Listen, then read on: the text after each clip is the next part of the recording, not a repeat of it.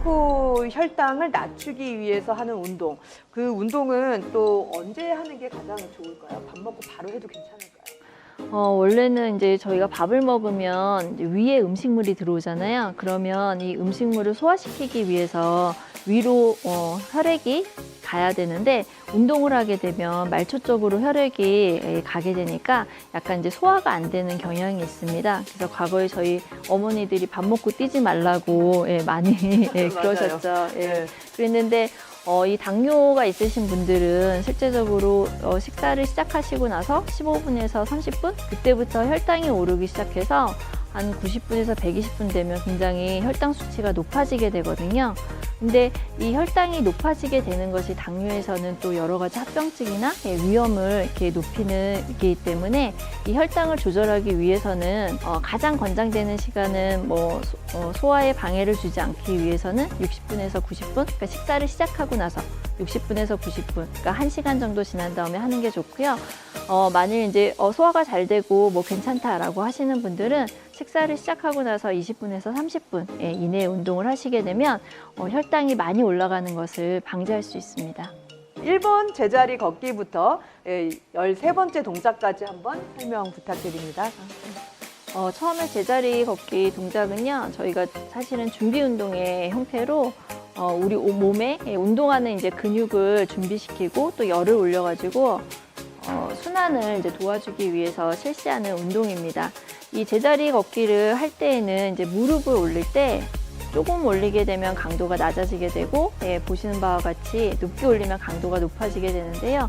이때 무릎을 이제 높게 해서 강도를 높이겠다고 상체가 이제 숙여지면은 안 됩니다. 그래서 상체가 똑바로 서 있는 상태에서 본인이 올릴 수 있는 높이까지만 무릎을 올려서 강도를 조절하는 것이 좋습니다. 네, 두 번째 사이드 스텝 앤 박수. 마찬가지로 아직 이제 몸을 가볍게 푸는 동작이라고 보시면 되고요. 이 식후 혈당 조절 운동은 유산소 운동 다음에 저항 운동을 하는 게 이 식후 혈당을 조절하는 데 더 도움이 된다고 해서 저희가 앞에 동작에서는 유산소 운동을 좀 구성을 했습니다. 그래서 또 어려우면은 동작을 하기가 어려우니까 좀 여러분들이 쉽게 따라할 수 있는 동작, 그러면서 대근육을 사용할 수 있는 그런 동작들로 구성이 되어 있다고 보시면 됩니다. 이건 에어로빅 동작이 비슷한 것 같고 신나는 느낌이 하면 되게 신날 것 같습니다. 음악을 같이 틀어놓고 하면 훨씬 신나실 것 같습니다. 네. 그럼 세 번째부터 좀 어려워 보이는데요. 사이드 스텝 앤 킥 자세네요. 사이드로 가서 다리를 차주는 동작입니다. 다리를 차는 높이는 본인이 이제 찰 수 있는 범위까지만 차시면 됩니다. 그래서 그냥 이게 사이드로 가는 것보다는 다리를 차는 동작에서 저희가 조금 더 운동의 강도를 서서히 높일 수 있는 그런 동작이다라고 보시면 됩니다. 네, 연속 이어서 네 번째 사이드 스텝 앤 펀치. 이번엔 펀치네요. 네. 사이드로 하면서 팔을 이제 뻗어주는 동작입니다. 마찬가지로 이것도 전신의 근육을 모두 움직이는 동작이고, 박자를 천천히 하게 되면 좀 강도가 늦어지게 되고요. 빨리 하게 되면 강도가 또 높아지게 되는 형태로 구성이 되어 있습니다. 이거 리듬을 타야 될 것 같아요. 네. 그러면 다섯 번째 제자리 줄넘기는 여러분 많이 아시는 동작이네요. 줄넘기는 사실 굉장히 고강도 운동입니다. 그래서 줄이 없는 상태에서도 사실 뛰려면 힘들거든요. 그리고 또 무릎이 아프신 분이나 발목이 안 좋다라고 하시는 분들은 두 발을 모아서 뛰는 게 어렵다라고 한다면 한 발씩 해서 뛰어주셔도 되고, 또 이게 난 너무 쉽다라고 하시는 분들은 조금 더 강도를 높여서 외발로 뛰어도 되고, 더 크게 이제 발차기 같은 거를 하면서 뛰어주시면 됩니다. 네. 이게 같은 동작인데 강도 조절이 있네요. 그래서 여러분들도 그 강도에 자기에 맞는 강도를 선택해서 해보시면 좋을 것 같습니다. 여섯 번째 스쿼트. 스쿼트는 저희 전신 운동이라고 보시면 됩니다. 다리를 어깨 넓이나 아니면 어깨보다 조금 더 넓게 벌리신 상태에서 엉덩이의 고관절을 먼저 굽혀서 앉아주는 것이 필요합니다. 앉을 때 또 뒤로 앉아줘야 되는데요. 만일 앞쪽으로 상체를 쏠리게 앉게 되면은 무릎 관절에 무리가 갈 수 있고 운동을 한 다음에 무릎에 통증이 생길 수도 있습니다. 그래서 반드시 엉덩관절을 굽혀서 뒤로 앉아주는 것이 필요합니다. 7번 좌우 스텝 스쿼트.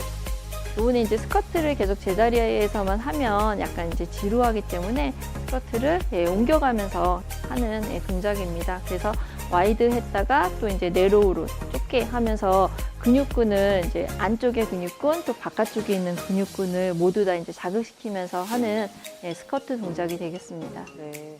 그럼 스쿼트도 동작이 되게 변형 동작이 되게 많네요. 네. 스쿼트가 꽤 근력 만드는데 되게 기본 동작인가 봐요. 아, 예. 저희가 특히 이제 하지의 대퇴 같은 경우에는 대퇴 사두근이라고 하잖아요. 그래서 근육이 사실은 4개가 있거든요. 그래서 이 스쿼트를 할 때 넓게 하냐 아니면 좁게 하냐 이거에 따라서 자극받는 근육근이 좀 달라지게 됩니다. 그래서 같은 스쿼트만 하는 것보다는 저희가 뭐 사이드로도 하고 넓게도 하고 좁게도 하고 이러면 근육을 골고루 자극을 시켜줄 수 있어서 좋습니다.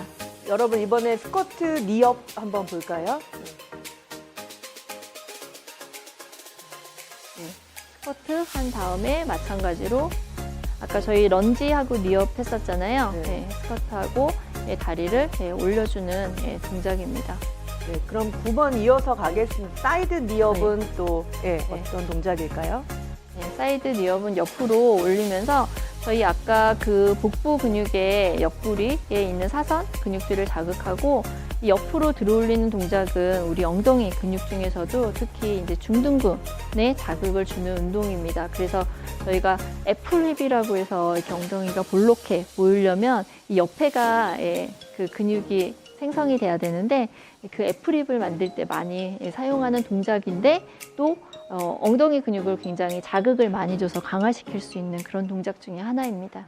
10번 오블리크 니업 어떤 동작일까요? 그 니업을 해서 사선으로 찍어주는 동작을 이야기를 하게 되고요.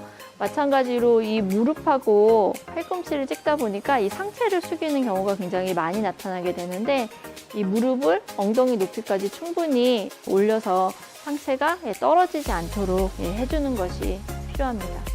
네, 올바른 자세로 오블리크 니업 한번 보여드렸습니다. 11번의 런지 앤 로테이션.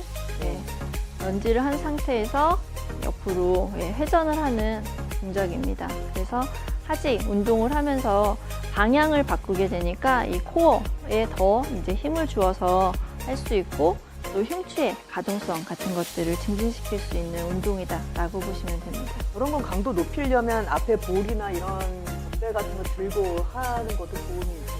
네, 뭐 강도를 높이고 싶으시면 이제 보수 같은 것들을 놓고 약간 불안정한 면에 지지를 하게 되면 강도가 훨씬 높아지게 됩니다. 네, 힐 터치 앤 로우 네. 동작입니다. 아, 네.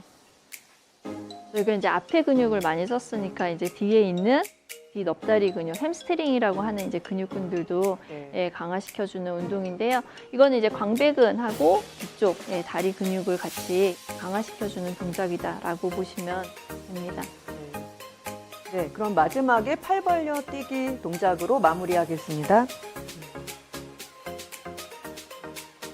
팔 벌려 뛰기 동작은 실제로 강도가 이제 높을 수도 있거든요. 특히 이제 팔이 잘 안 올라가시는 분들은 본인이 올릴 수 있는 높이까지만 팔을 올려주시면 되고요. 양쪽 다리를 같이 이렇게 동시에 뛰기가 어려우신 분들은 이제 한쪽 다리씩 뛰어도 괜찮습니다. 그래서 전체적으로 저희가 우리 몸을 계속 움직여줄 수 있는 그런 동작으로 실시를 하시면 됩니다. 본인이 체력 수준이 낮으면 낮은 강도로, 또 높으면 높은 강도로, 그리고 정확하게 동작을 실시하는 것이 가장 운동의 효과는 좋습니다.